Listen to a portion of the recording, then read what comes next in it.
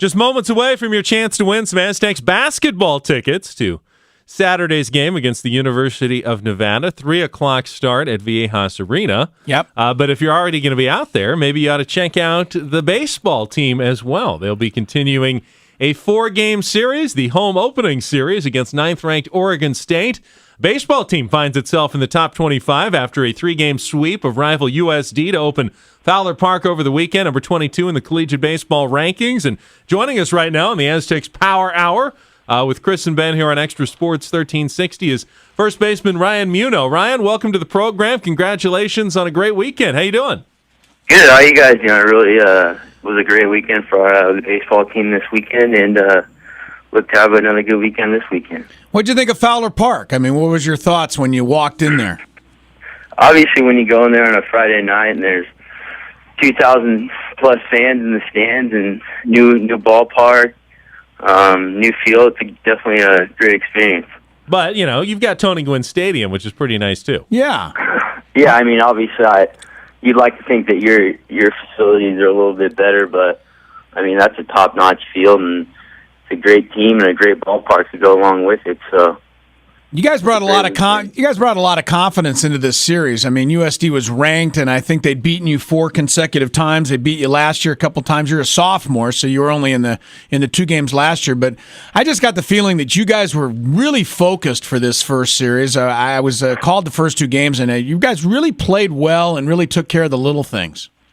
You know, I'd say that it all comes down to what we did in the fall and how much work we put in the fall. I mean, Coach Martinez and Coach Gwynn really stressed on doing things right and putting a lot of work in, and I think that speaks measures for what happened this weekend. And I wouldn't say that we were surprised as a team. I would say that it was more we were just out there trying to play our game and good things happen. I mean, we made the plays when we needed to, and we executed. So it was a great weekend.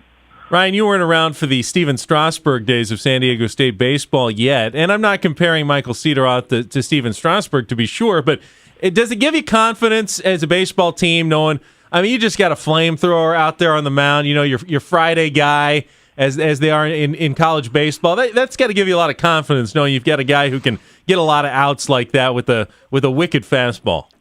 Yeah, I mean, his stuff's pretty electric. I mean, it's 94 to 98 and hits 100 times, but I think one of the other things is that this weekend on Friday night he was a little anxious. I mean, like a lot of us were. He didn't really have his best stuff. I mean, he'll even tell you that, but I mean, we really haven't seen the best of Michael Cedroth, and hopefully this Thursday night we will. I mean, and another guy we have too is Philip Walby, and he's got just as good a stuff as Michael Cedroth, so it should be a great weekend this weekend too. Oregon State coming in on Thursday night to start a 4-game series against the San Diego State baseball team, which swept USD last week. Ryan Muno, the sophomore first baseman, hit .308 in the series, a couple of RBIs. Also started a game-winning double play in the second game of that series. That was a strange play, Ryan. I mean, you had second and third there with 1 out in the bottom of the 9th inning. You guys are protecting a 2-run lead. You get the ground ball to you at first base, tag the bag, and then you look up and you've got the runner hung up between third and home, and you're like, man, this is if I can make a good throw home, we're going to win this ball game right here. Yeah, it was kind of a really strange play. Personally, I just try to stay relaxed and stay in control and give the ball up to the catcher, and kind of worked out well. I mean, I think they kind of messed up that play a little, but I mean, we'll take it. What's the thought on Oregon State coming up here? Have you had a chance to scout any of their pitchers, or how much does that even go on in college baseball? It's not exactly like Major League Baseball. You're going to have film of every single guy that you'd be facing at the plate.